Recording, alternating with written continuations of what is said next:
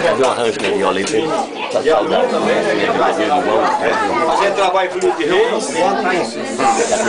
Sempre a gente... Chega pra cá daí. Faz o João Casteiro, Geraldo Amor, faz um som de viola bem gostoso aí. A gente, Folia de Reis, muita gente às vezes não sabe o que é uma Folia de Reis. Fala, o que é uma festa de reis?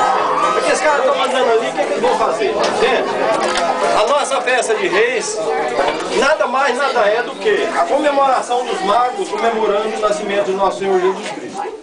Então, quando os magos visitou naquele lugar onde encontrou Jesus, pediu para a Virgem Maria, falou, olha, nós vamos fazer uma festa em agradecimento de ter achado essa grande divindade. Então Nossa Senhora pegou e disse assim para eles, vocês voltam para as suas tribos e faz a festa no primeiro domingo do ano depois do dia 1º. E naquela época deu o dia 6 de janeiro. Então, a nossa festa de reis, comemorando, seguindo os magos, pedindo sempre as graças que intercedem a nosso Senhor Jesus Cristo por nós, é muito bom, porque eu estou vivo, pedindo também as graças que ele intercedesse por mim, que eu estava praticamente, já contei para o doutor aqui, o doutor Rodrigo também, o que passou comigo, meus companheiros sabem da minha estadia na terra, por as graças de Deus, pelos milagres intercedidos também pelos magos. Então, eu gosto muito de acompanhar a Folia de Reis, levando sempre a parte do Evangelho. Então, nesses dias, sempre a gente encontra 4, 5 presépios armados durante as nossas andanças. Então, sempre os mestres cantam uma parte e o palhaço faz outra parte. Hoje eu não estou de farda aqui, mas o irmão ali, pediu para mim ajudar eles, então eu vou fazer de conta que eu estou junto com a Folia de Reis fazendo a minha obrigação. Então a nossa festa de reis, a festa que os festeiros fazem, com aquelas promessas, saindo, fazendo aquelas grandes festas, com grande abundância de comida que nem está hoje aqui, né?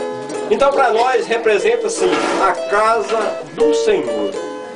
Então esse é o grande segredo da festa de reis, agradecendo a Deus por essas coisas, tudo de bom que acontece para a gente, que ele intercede justamente ao anjo Gabriel, que é o grande mensageiro da festa de Santos Reis, é o anjo Gabriel. Então, os meninos fazem um som musical e eu vou falar simplesmente umas palavras, uma parte do Evangelho, escrito por Mateus, está no capítulo de 1 ao 5.